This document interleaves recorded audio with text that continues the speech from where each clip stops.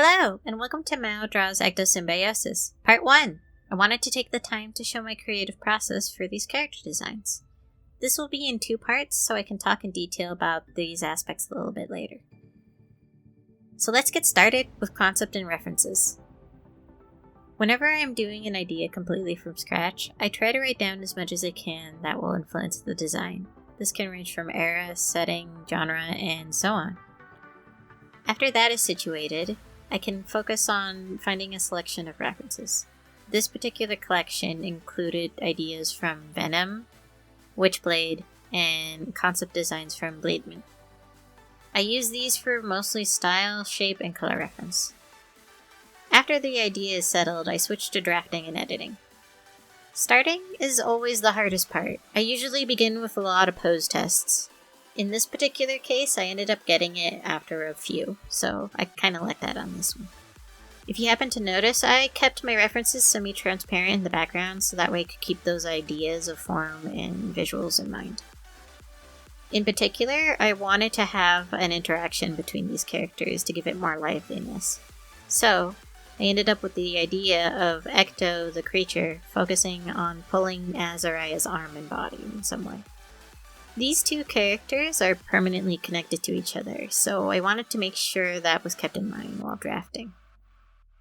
After I ended up blocking out Ecto's general shapes, I focused on Azariah, who I wanted to keep those similar elements between them.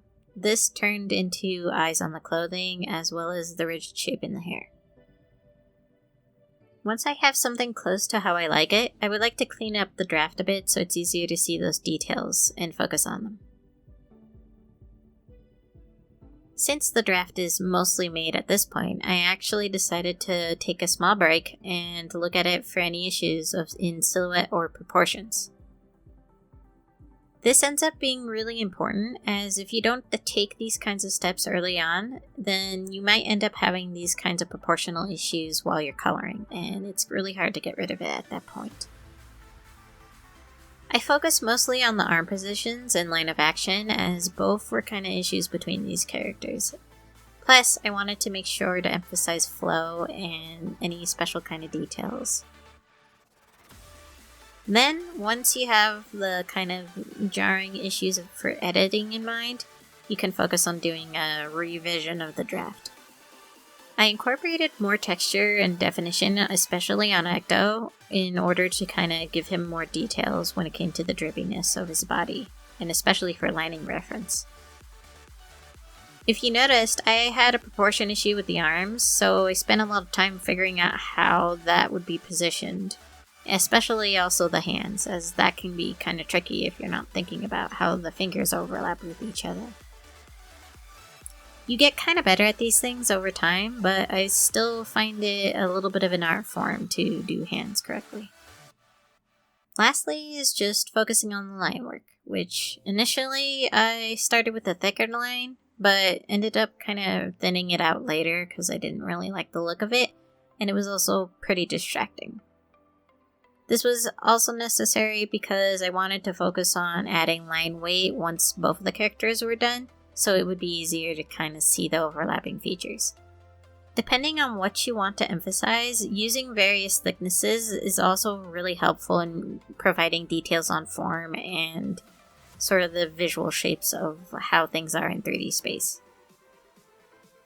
In particular, it's really great for helping popping out different layers of characters on top of each other, such as, like, for example, the slime overlapping the leg, or in some other cases, kind of arms and tentacle, tendril, whatever is overlapping.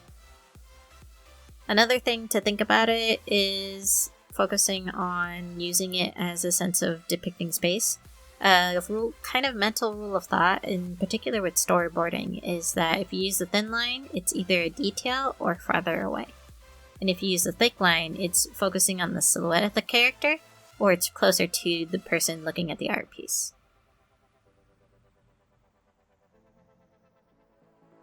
And there you have it for now. I hope this was both informative and fun to watch. If you enjoy these kinds of videos, or kind of like similar detailed breakdowns, feel free to let me know. And as always, I hope I made you smile. Meow meow!